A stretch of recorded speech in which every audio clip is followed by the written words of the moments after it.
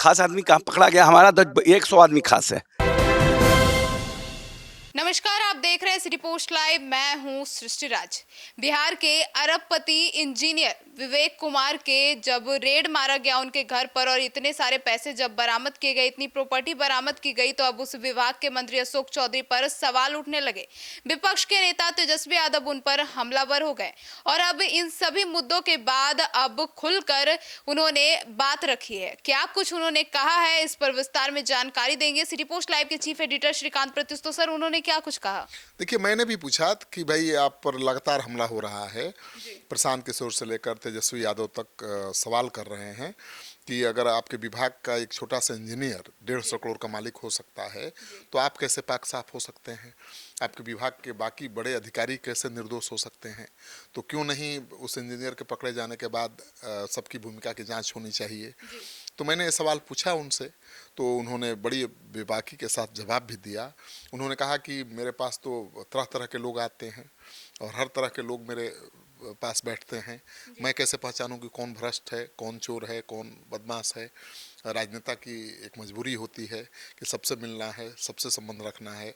तो उन्होंने बहुत सफाई दी और उन्होंने कहा कि कार्रवाई तो इंजीनियर के खिलाफ सरकार ने ही की है, हाँ, किसी दूसरे ने तो की नहीं है, विपक्ष ने तो किया नहीं है। भ्रष्ट इंजीनियर था तो उसको सरकार ने ही पकड़ा है। और उन्होंने ये भी कहा कि अगर उनकी भूमिका होगी तो जांच होगी और वो जेल जाने के लिए तैयार है। तो मंत्री तो पूरी तरह से एकदम साफ कह चुके हैं कि अगर उनकी कोई भूमिका है, वो दोषी हैं, तो जेल जाने के तैयार हैं, जांच हो जाए। क्योंकि ये कार्रवाई तो सरकार की पहल पर ही की गई है और सच है कि किसी मंत्री के करीबी इंजीनियर के खिलाफ रेड तो होता नहीं है। रेड हुआ है तो सरकार ने जानबूझकर किया है, करवाया है, पकड़वाया है। तो अशोक चौधरी का कहना है कि भ्रष्टाचार के खिलाफ सरकार का जो अभियान है वो लगातार चल रहा है, वो जारी रहेगा। जो चोरी करेगा वो जेल जाएगा। तो इंजीनियर ने चोरी की, जेल गया, और हमारी सरकार ने जेल भेजा। तो विपक्ष वाले कौन होते हैं सवाल उठाने वाले? तो विपक्ष ने सवाल तो उठाया, विपक्ष का तो काम है सवाल उठाना। और विपक्ष में नेता प्रतिपक्ष तेजस्वी यादव ने कहा कि जब उनके नीचे के इंजीनियर इतने पैसे रखे हैं तो उनके ऊपर के अधिकारी के पास भी पैसे होंगे, मंत्री नेता के पास भी पैसे होंगे। हाँ, वो सवाल उठा रहे हैं कि 4 करोड़ लेकर चला था, क्यों उसको रास्ते में नहीं पकड़ा गया? उसने पैसा किसको दिया, ये जांच होनी चाहिए। उसने तो खुलासा किया ही होगा कि 4 करोड़ लेकर चला था तो उस किसको दिया। तो इस बिंदु पर तो जांच हो ही रही होगी, क्योंकि खबर मिली थी आर्थिक अपराध इकाई की टीम को कि 4 करोड़ रुपया लेकर इंजीनियर कहीं से आ रहा था पटना, लेकिन रास्ते में ही उसने सारे नोट खपा दिए। केवल 50-52 लाख रुपया लेकर घर पहुंचा था, जो बरामद भी हुआ है। और कई लाख नोट जला दिए। कोई कह रहा है कि 10-12 लाख नोट जला दिए। जांच एजेंसी के अनुसार 12.5 लाख का नोट जला हुआ मिला है। लेकिन लोग कह रहे हैं कि रात भर नोट जलाया जाता रहा और जांच एजेंसी की टीम घर के बाहर बैठी रही, उसने दरवाज़ा तोड़ के घुसा नहीं, स्थानीय पुलिस की मदद ले सकती थी। कई तरह के सवाल हो रहे हैं। सर, जांच तो हो ही रहा है, कई डायरियां भी बरामद की गई है। हाँ, कई डायरियां बरामद हुई हैं जिसमें इंजीनियर के लेन देन का हिसाब किताब है। 5 रंग की 5 डायरियां बरामद हुई हैं, तो उससे भी बड़ा राज खुलेगा। लेकिन अब विपक्ष ये कह रहा है कि भाई अभी तक ये क्यों नहीं बता रही है एजेंसी कि 4 करोड़ रुपया इंजीनियर ने किसको दिया। सब उसी पर विपक्ष टिका हुआ है। विपक्ष का कहना है कि अभी तो 150 करोड़ का एक मामूली अभियंता निकल गया, अगर जांच ठीक से हो तो विभाग के कई बड़े बड़े अधिकारी और मंत्री भी फंसेंगे। तो मंत्री से ये सवाल पूछना जायज़ था, क्योंकि लोगों के जहन में सवाल तो उठ ही रहा है कि मंत्री जी क्या बोलेंगे इस पर। तो मैंने पूछा कि भाई आपका अभियंता तो अरबपति निकला और उसको लेकर तेजस्वी यादव आप पर हमलावर हैं। तो उन्होंने कहा कि भाई करप्ट निकला तो जेल भी गया और मेरी कोई भूमिका होगी तो जांच होगी और मैं भी जेल जाने को तैयार हूँ। तो अब मामला ये काफ़ी तूल पकड़ता जा रहा है और ये सच है कि भ्रष्टाचार के खिलाफ जितनी बड़ी बड़ी कार्रवाई हो रही है उतना ही भ्रष्टाचार का बड़ा चेहरा सामने आ रहा है। तो ये बात चिंता बढ़ाने वाली तो है।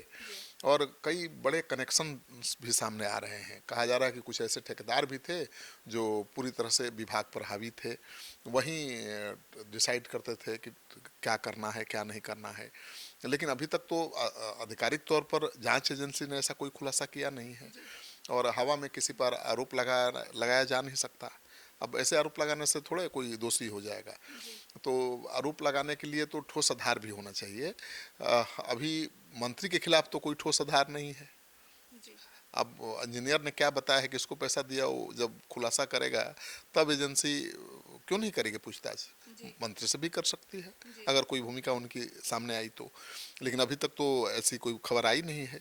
तो मतलब मंत्री जी ने साफ कहा कि सरकार हमारी है, छापेमारी भी हम कर रहे हैं, तो अब इसमें ये चीज नहीं है कि विपक्ष है तब छापेमारी की जा रही है या पक्ष है तो छापेमारी। बिल्कुल, अब इस इंजीनियर के बारे में विपक्ष को भी कहाँ पता था कि एक इंजीनियर ग्रामीण कार्य विभाग का 150 करोड़ का होगा। अब तो सरकार ने ही कार्रवाई की और पकड़ा गया, तभी खुलासा हुआ।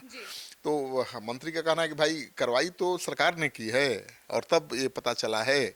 तो जो भ्रष्ट लोग हैं उनके खिलाफ कार्रवाई होगी तब भी विपक्ष हंगामा करेगा, नहीं होगी तब भी करेगा। तो मंत्री की पहली बार सफाई आई है इस मुद्दे पर, पहली बार उन्होंने खुलकर बोला है। और ये तो सच है कि भाई किसी भी विभाग का मंत्री थोड़ा अपसेट तो होगा। अगर उसके नीचे के कर्मचारी अधिकारी इतने भ्रष्ट निकलते हैं तो जवाब देना तो उसके लिए मुश्किल होता ही है। अशोक चौधरी के लिए भी मुश्किल तो हो ही रहा है, लेकिन वो कह रहे हैं कि भाई हम जांच से घबराने वाले नहीं हैं। अभियंता करप्ट था, उसके खिलाफ सरकार ने कार्रवाई की और मेरी कोई भूमिका है तो जांच हो जाए, मैं जांच के लिए तैयार हूँ।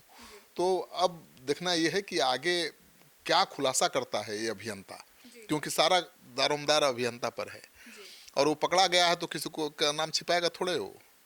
अगर किसी की भूमिका होगी तो तुरंत पहले उन्हीं का नाम बताएगा, और बड़े लोग इन्वॉल्व होंगे तो सबसे पहले उन्हीं का नाम बताएगा कि चलो हमको तो पकड़ लिए, जरा उनको पकड़ के दिखाओ।